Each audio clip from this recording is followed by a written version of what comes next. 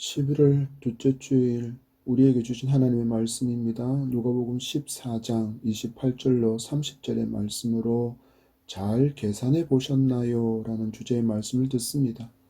어느 지방의 한 교회가 새로운 지역으로 이사를 결정하게 되었습니다. 예배드리던 공간이 협소해서 불편함을 느낄 정도로 성도의 숫자가 늘어가는 양적인 부흥이 있었기에 건축 장소를 물색하고 공사를 진행했는데 중간에 문제가 생기고 말았습니다.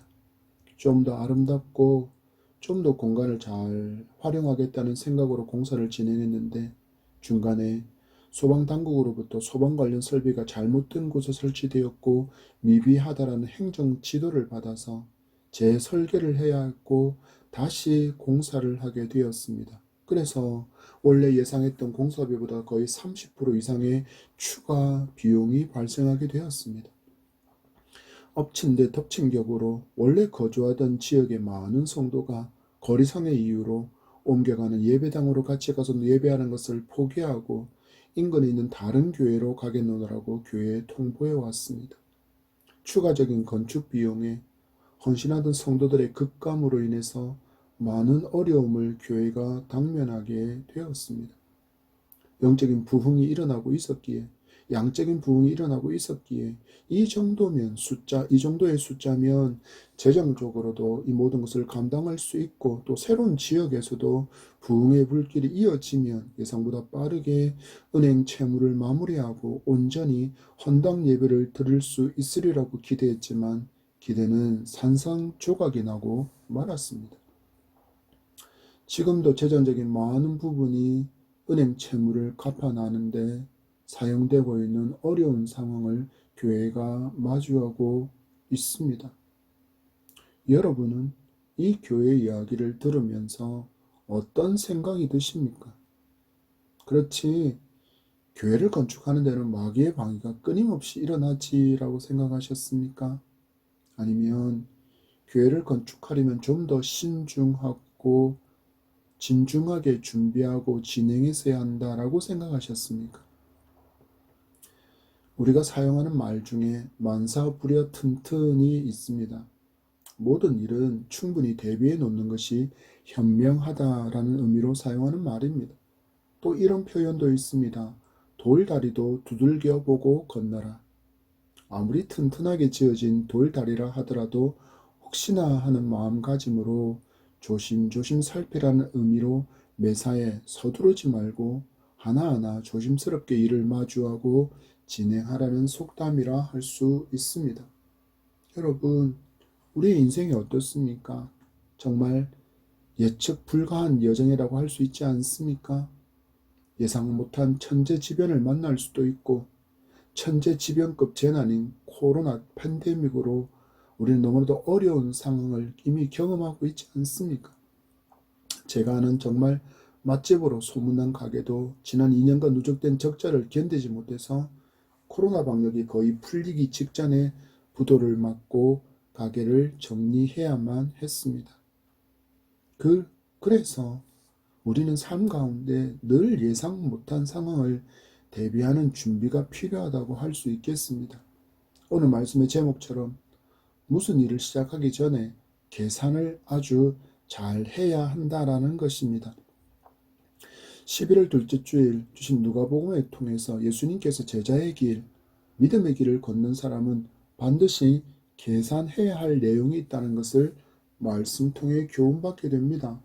복음을 듣고 믿음의 길을 걷기 시작한 사람, 이미 믿음의 길을 걷고 있는 사람도 다시 말씀을 들으며 우리는 믿음의 길을 걷기 전에 무엇을 계산해야 하는지를 알고 또 점검하며 미끄러지지 않는 믿음의 길을 끝까지 완주할 수 있는 힘과 능력의 회복과 또한 풍성한 말씀의 은혜가 함께하는 복된 시간이 되기를 축복합니다. 주님은 누가복음 13장에서부터 믿음의 길을 걷는 자에게 요구되는 삶에 관하여서 계속해서 말씀하십니다.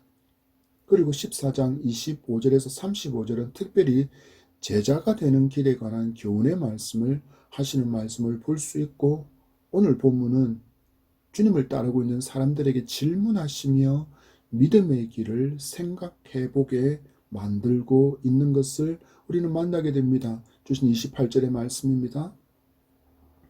너희 중에 누가 망대를 세우고자 할진대 자기의 가진 것이 준공하기까지에 족할는지 먼저 앉아 그 비용을 계산하지 아니하겠느냐. 아멘.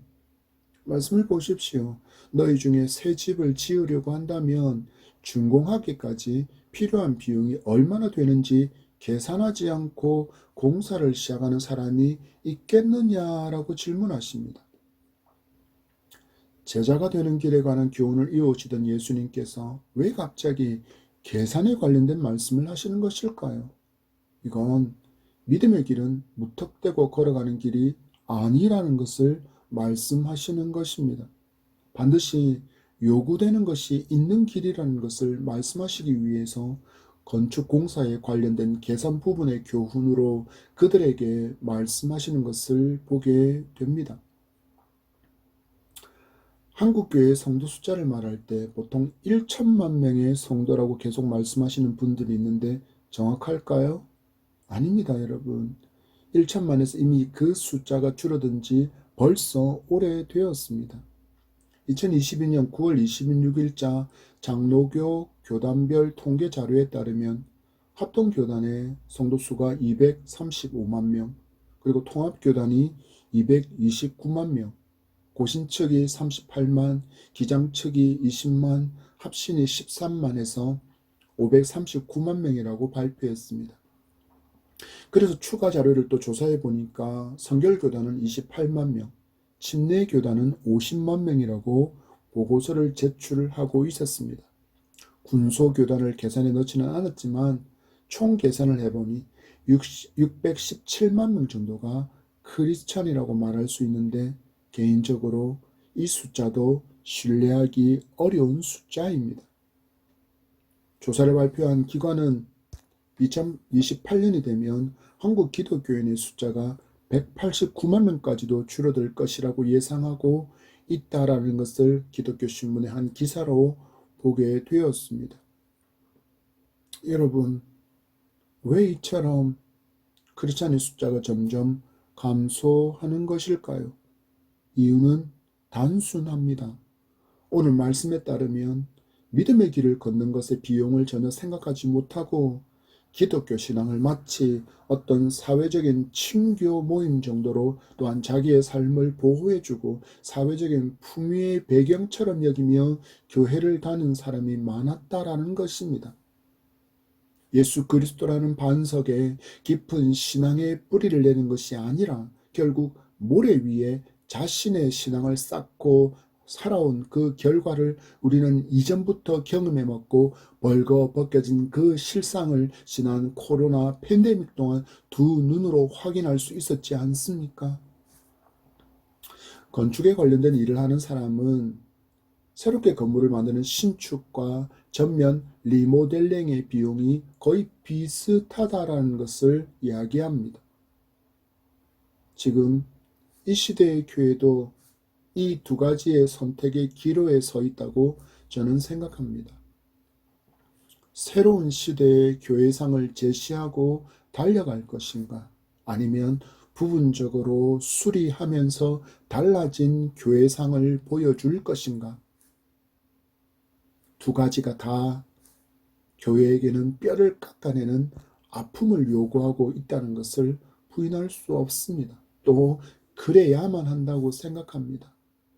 성경이라는 표준에서 궤도가 1도만 비껴간 채로 많은 시간이 지나면 전혀 다른 도착점을 만날 수밖에 없기 때문입니다. 그래서 지금 궤도 수정을 위한 각오가 또한 수고가 한국 교회에 필요하다라는 것을 우리가 먼저 인식하고 다른 누군가를 보기보다는 우리 예담한 교회가 먼저 성경만이 우리의 신앙과 삶의 표준임을 굳게 붙들고 순결한 주의 신부로서 살아갈 수 있기를 기대하면서 주신 말씀을 다시 깊이 살펴보겠습니다.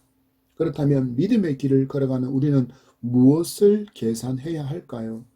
먼저 믿음의 길이 좁고 험한 길임을 계산해야 합니다. 누가복음 13장 24절의 말씀입니다. 좁은 문으로 들어가기를 힘쓰라. 내가 너희에게 이르노니 들어가기를 구하여도 못하는 자가 많으니라. 아멘. 많은 사람이 믿음의 길을 형통이라는 단어로 이해하려고 합니다. 예수를 믿으면 내 삶에 넓고 고속도로와 같은 인생이 펼쳐질 것이라고 기대한다는 것입니다. 그러나 주님은 전혀 다른 시선으로 믿음의 길을 보게 하십니다. 어떻게 보게 하십니까? 좁은 길이라 말씀하십니다. 마태복음은 주님의 음성을 또 이렇게 기록하고 있습니다. 마태복음 7장 13절과 14절의 말씀입니다. 다 같이 좁은 문으로 들어가라. 멸망으로 인도하는 문은 크고 그 길이 넓어 그리로 들어가는 자가 많고 생명으로 인도하는 문은 좁고 길이 협착하여 찾는 자가 적음이라. 아멘. 우리가 기대하는 크고 넓은 고속도로 같은 길의 끝이 주님은 무엇이라 말씀합니까? 멸망을 향하는 것이라고 이야기합니다.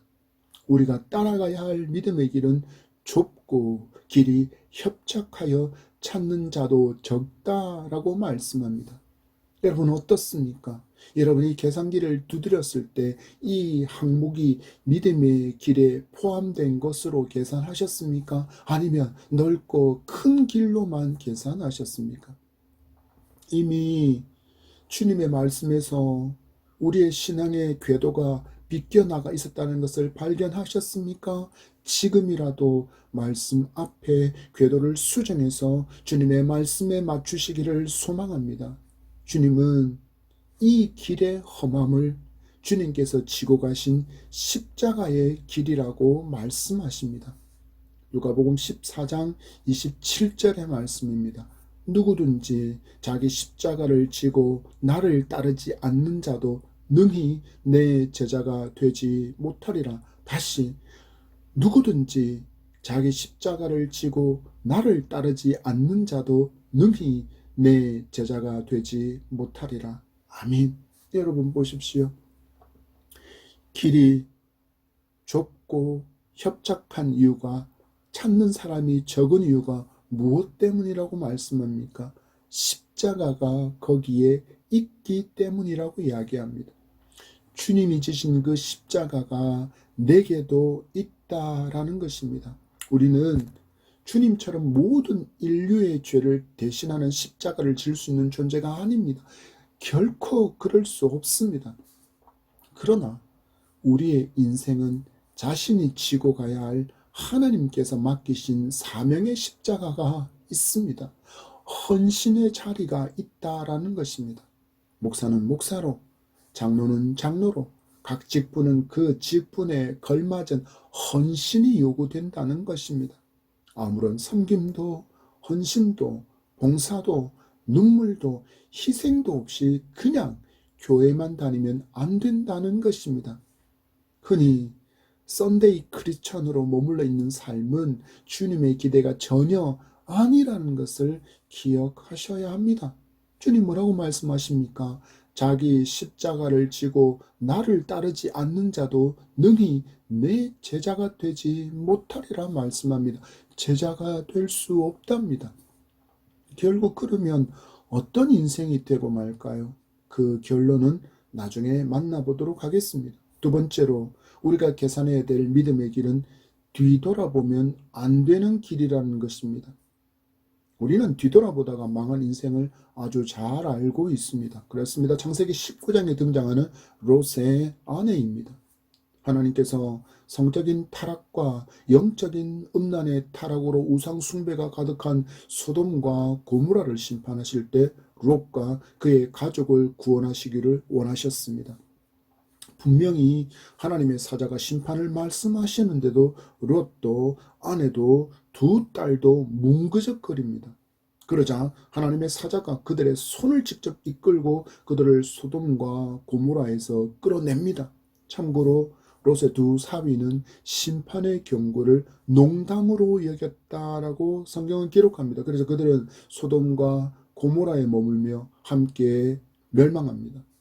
이끌어낸 롯의 가족에게 돌아보거나 머뭇거리지 말고 산으로 도망할 것을 말하지만 롯은 거리가 멀어서 가는 길에 심판에 휩쓸릴 것 같은 두렵다. 그래서 그 두려움으로 인해서 가까운 저 보이는 성읍인 소알로 도망갈 수 있기를 요청합니다.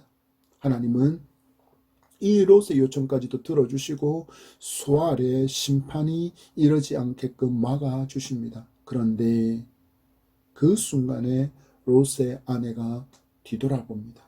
그리고 그녀는 그 순간 소금 기둥이 되고 말았습니다.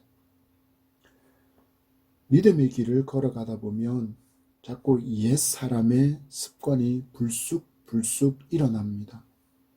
전적으로 하나님을 의지하고 하나님의 말씀에 따른 하나님의 방법으로 생각하고 말하고 행동하기보다는 예전에 했던 모습으로 살아가려고 하며 자꾸 뒤돌아봅니다.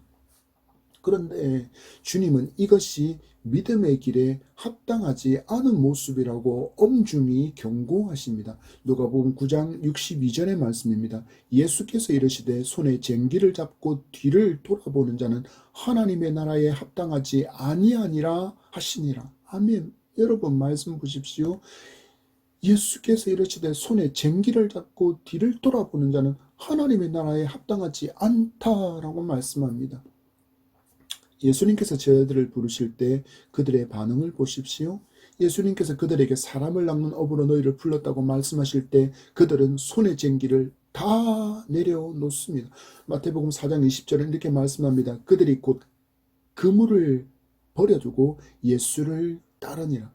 그들이 곧 그물을 버려두고 예수를 따르니라. 마가복음 1장 18절도 곧 비슷한 말씀으로 시작합니다. 곧 그물을 버려두고 따르니라. 아멘. 여러분, 물고기를 잡는 데 사용하던 그물로 사람을 잡을 수 없기 때문에 그들은 그것을 내려둡니다. 그것을 버려둡니다. 그것을 손에서 놓아버립니다. 사람을 잡는 일은 하나님의 방법으로 해야 했기에 그들은 그물을 버리고 주님을 따른 것입니다. 제자들처럼 우리도 이제는 그리스도를 믿음으로 말미암아 전혀 새로운 존재가 되었기에 우리는 새로운 가치관을 붙들고 또한 새로운 가치관으로 채워져야만 합니다. 사도 바울의 교훈을 주목해 보십시오. 고린도후서 5장 17절입니다. 그런즉 누구든지 그리스도 안에 있으면 새로운 피조물이라. 이전 것은 지나갔으니 보라 새 것이 되었도다. 아멘. 이전 것은 지나갔다라는 것입니다. 이제 과거라는 것입니다. 내가 죄인이었을 때 행하던 모든 것들이 다 그 모든 것들을 다시 추억하지 말라라는 것입니다. 그때가 좋았는데 라고 말하지 말라라는 것입니다. 그때 예수님이 없었을 때는, 예수님을 알지 못하고 예수님을 믿지 않았을 때는 제법 사업한다고 이윤을 남기기 위해서 사기도 치고 불법도 했는데, 그래서 많은 이윤도 남겼는데 그 부정하고 그 부당한 이익을 추억하지 말라라는 것입니다.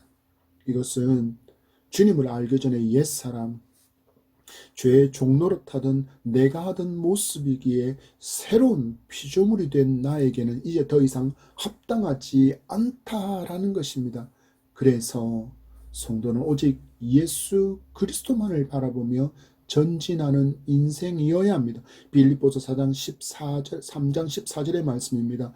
표대를 향하여 그리스도 예수 안에서 하나님이 위에서 부르신 부름의 상을 위하여 달려가노라. 사도 바울의 선포를 보십시오. 표대를 향하여 부름의 상을 위하여 달려가노라. 우리에게서 기대하시는 이 하나님의 소명을 단단히 붙들고 하나님의 방법으로 살아가는 삶이 뒤돌아보지 않는 삶이라는 것을 기억하며 표대이신 주님만을 바라보며 앞으로 나아가는 성도가 되기를 축복합니다. 마지막 세 번째는 믿음의 길은 인생의 주인이 바뀌는 일이라는 것을 계산해야 합니다. 내 멋대로 산다. 내가 주인인 인생을 산다. 여러분, 너무 멋지게 들리는 말이지 않습니까? 지금 시대 어디서나 들을 수 있는 말입니다. 현대를 지배하는 사상과 가치관의 대표적인 단어는 포스트 모더니즘입니다.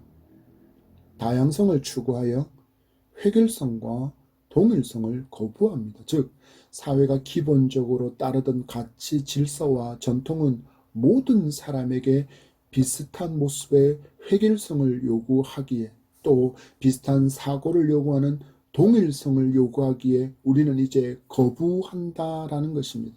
결국 다양성이라는 말은 내가 중심이 된 사고 체계로 확장할 수밖에 없는 구조로 나타나게 되어 있습니다. 그래서 이 시대는 이런 목소리가 득세하고 있지 않습니까? 내가 좋으면 그만이지. 그러니 당신이 나에게 그것을 강조하거나 강요할 수 없어. 여러분, 그러나 이 사상은 결국 절대적인 가치와 질서를 거부하는 모습으로 나타나고 있습니다. 그리고 이 사상은 결국 신이라는 절대자를 거부하는 모습이고 우리의 하나님을 거부하는 모습으로 나타납니다. 내가 주인인 인생, 내가 원하는 대로 살아가는 인생, 내가 주도하는 인생을 노래하게 되는 것입니다. 세상에 아무리 이런 사상과 철학에 물들어서 내가 주인이다라고 외칠지라도 하나님이 사라지지 않습니다. 사람이 하나님을 거부한다고 하나님이 거부되는 존재입니까? 그분은 스스로 계신 분이십니다. 사람들이 하나님이 없다고 부인한다고 해서 하나님께서 사라지십니까? 아닙니다. 그분은 영원하신 분이십니다. 그러나 안타깝게도 이 사상과 이 철학에 물들어 있는 성도를 많이 보게 됩니다.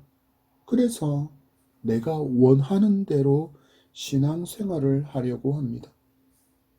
내 마음에 안 내키면 너무 쉽게 예배를 포기하고 기도를 포기하고 살아갑니다. 헌신의 자리도 봉사의 자리도 충성의 자리도 내가 원해야 합니다. 내가 내켜야 합니다. 그러면서 강요하지 말라라고 이야기합니다. 대한민국은 신앙의 자유가 있다라고 말합니다. 이 말은 한 가지 진리를 알지 못해서 하는 말이라 할 수 있습니다. 무엇일까요?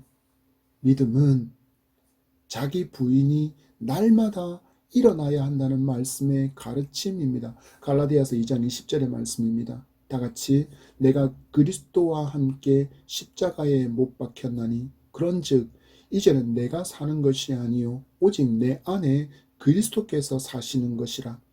이제 내가 육체 가운데 사는 것은 나를 사랑하사 나를 위하여 자기 자신을 버리신 하나님의 아들을 믿는 믿음 안에서 사는 것이라. 아멘. 여러분, 바울의 고백을 보십시오. 여기서 말하는 내가 누구입니까? 바울 자신입니다. 십자가에서 주님과 함께 자기도 못 박혔답니다. 죽었다는 것입니다. 율법에 따라서 유대인으로 예수를 믿는 성도를 잡아서 박해하고 죽였던 그 모든 일이 옳다고 여기며 살았던 옛사람이 자신의 신념이 자기가 가졌던 종교 지식이 자신의 학문이 자신의 출신 배경이 모두 십자가에서 주님과 함께 죽었다라고 말합니다. 그랬더니 이제 자기 안에 주인이 바뀌는 역사가 일어났습니다. 예수 그리스도께 자신의 운전대를 내어드렸고 배에 키를 내드린 것입니다. 그랬더니 그는 삶으로 다윗의 고백이 현실이 되는 역사를 경험하는 사람이 되었습니다. 시편 23편 1절의 말씀입니다. 여호와는 나의 목자시니 내게 부족함이 없으리로다. 아멘. 다윗은 목동으로 살아가면서 양들에게 있어서 목자가 어떤 존재인지를 너무나도 잘 아는 사람이었습니다. 목자가 없으면 스스로를 보호할 어떤 힘도 어떤 능력도 없는 양, 목자의 인도함을 받지 않으면 쉴 만한 물가로 푸른 초장으로 갈 수 없는 그런 존재가 양임을 알았고, 그래서 양에게 있어서 목자가 어떤 의미인지를 너무나도 잘 알았습니다.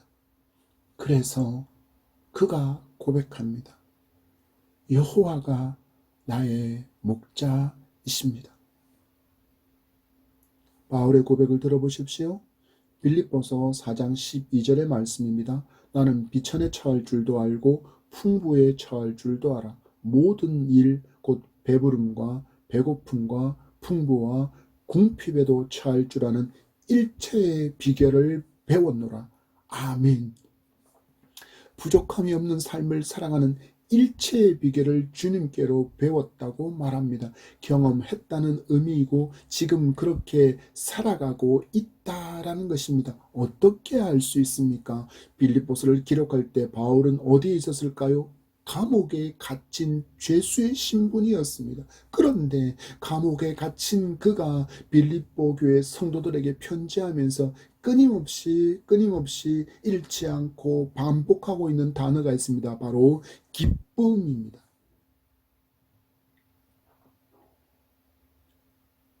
내가 주인이 된 인생을 살지 않으면 왠지 패배자가 될 것 같고 열등한 삶을 살아갈 것 같은 생각은 마귀가 주는 것입니다.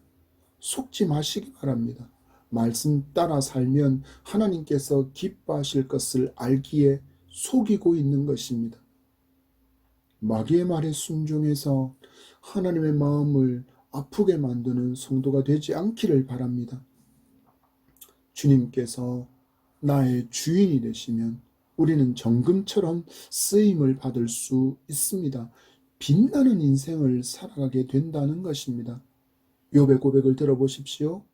욥기 23장 10절의 말씀입니다. 그러나 내가 가는 길을 그가 아시나니 그가 나를 단련하신 후에는 내가 순금같이 되어 나오리라. 아멘. 여러분, 누가 나의 길을 아십니까? 하나님이 아십니다. 하나님께서 기뻐하시는 삶을 살면 순금처럼 빛나는 인생을 살 수 있다고 욥은 고백합니다. 결국 신앙을 지킨 인내할 수 있는 힘을 하나님께로부터 얻었던 욥은 갑절에 복을 받는 삶을 살지 않았습니까? 여러분도 욥과 같은 빛나는 믿음의 삶이 되기를 축복합니다. 이를 위해서 성도는 제1순위가 언제나 하나님인 삶을 살아야 합니다. 누가복음 14장 26절의 주님의 말씀입니다. 무릇 내게 오는 자가 자기 부모와 처자와 형제와 자매와 더욱이 자기 목숨까지 미워하지 아니하면 능히 내 제자가 되지 못하고. 아멘. 예수님을 믿는 것을 가로막는 부모와 아내와 자녀와 형제와 자매를 미워하라는 말인가요? 멀리하라는 말인가요? 떠나보내라는 말, 그들과 떨어져라는 이야기인가요? 아닙니다. 우선순위가 바뀌는 삶이 믿음의 길, 제자의 길이라는 것을 알려주시는 주님의 교훈의 말씀입니다. 여러분, 믿음의 길을 걷기 전에 여러분은 이 진리를 계산해 보시고 믿음의 길을 시작하셨습니까? 베레아 사람들처럼 이 말씀이 그러한가 하여 깊이 진리를, 십자가의 길을 묵상하는 성도가 되기를 축복합니다. 말씀을 맺습니다. 여러분이 계산한 것과 예수님께서 말씀하시는 믿음의 길, 제자의 길은 어떻습니까? 비슷합니까? 계산의 항목과 결과가 비슷합니까? 비슷한 여러분이 되기를 축복합니다. 그래야 제자의 길을 걸어갈 수 있기 때문입니다. 믿음의 길이 좁고 험한 길, 십자가를 지고 가는 길이라는 것을 기억하며 신앙의 길을 갑시다. 믿음의 길은 뒤돌아보면 안 되는 길인 것을 기억하며 신앙의 길을 갑시다. 믿음의 길은 내가 주인이 아니라 주님께서 주인이심을 기억하며 가는 길임을 알고 이 신앙의 길을 갑시다. 이 진리를 계산하지 못하고 형통만을 기대하고 신앙의 길을 가면 우리는 이런 결과를 마주한다고 주님 말씀하십니다. 본 말씀 14장 29절과 30절의 말씀입니다. 그렇지 아니하여 그 기초만 쌓고 능히 이루지 못하면 보는 자가 다 비웃어 이르되 이 사람이 공사를 시작하고 능히 이루지 못하였다 하리라. 아멘. 믿음의 길에서 중도하차하게 된다는 것입니다. 여러분, 미국은 기독교 국가라고 말합니다. 그런데 실상 그렇지 못합니다. 동성애 결혼을 지지하는 교회가 어찌 기독교입니까? 거리에서 복음을 외치지 못하는 나라가 어찌 기독교 국가입니까? 그럼에도 기독교 정서와 신앙의 뿌리가 깊이 자리 잡고 있다 보니 몇 년 동안 한 번도 교회에 출석하지도 않고 성경도 읽지 않고 기도도 하지 않지만 그들은 크리스천이라고 말합니다. 그리고 이렇게 말하는 그들의 삶의 결과를 우리가 눈으로 보고 있지 않습니까? 우리나라가 지금 미국이 걸어가는 길을 따라가고 있습니다. 명목상 크리스천이 너무 많습니다. 그러면서 삶에서 그 어떤 그리스도의 향기도 보이지 않고 오히려 마귀의 악취만을 풍기고 있습니다. 결국 이들은 디모데후서 4장 10절의 말씀과 같은 결과를 맞이할 것입니다. 데마는 이 세상을 사랑하여 나를 버리고 데살로니가로 갔고 그레스에게는 갈라디아로 디도는 달마디아로 갔고 세상으로 떠내려간 맛 잃은 소금으로 살아갈 뿐이라는 것입니다. 예다명 성도 여러분, 우리는 오늘 주신 주님의 말씀을 가슴에 새기고 십자가를 잘 지고 좁은 문으로 갑시다. 뒤돌아보지 말고 표대이신 주님만 바라보며 주님을 닮고 주님의 향기를 가득히 드러내며 살아갑시다. 내가 주인이 아니라 주님이 주인이신 삶이 멋진 삶이라는 것을 믿고 믿음으로 살아봅시다. 우리 주님이 이 십자가를 지고 이미 이 십자가의 길을 걸어가셨기에 우리가 십자가를 지고 당하는 길에서 만나는 모든 어려움과 고통, 그 눈물을 다 아십니다. 그래서 주님은 늘 함께 하시고 날마다 새 힘과 능력을 주셔서 제자로 살아갈 수 있게 도와주시겠다고 약속하신 것입니다. 우리 오늘 받은 말씀과 함께 이 한 주간 내 삶의 주인이라는 찬양을 자주 들으며 살아보시기 바랍니다. 예담향, 그 이름에 걸맞은 멋진 믿음의 여정을 걸어가는 우리 모두가 되기를 축복합니다.